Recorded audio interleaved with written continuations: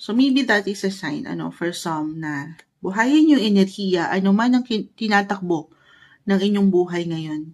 Life in general, trabaho, relasyon, or anumang pakiramdam nyo dyan na sabay, may mga bagong simula, guys. Hindi natatapos sa isang punto, especially kung meron kayong mga hindi kagaanan na pinagdaanan in life nitong mga nakalipas, na parang ang hirap umusad or ang hirap sabayan ng mga pagbabago sa buhay.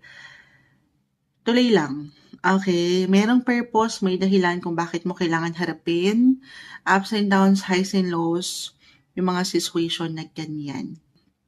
Eventually, baka umangat yung ideya na merong mag-express, gusto nang ma-express, gusto nang mapaangat ang sinasabi ng damdamin. Kasi naman, love month, birthday mo na, love month, Valentine's.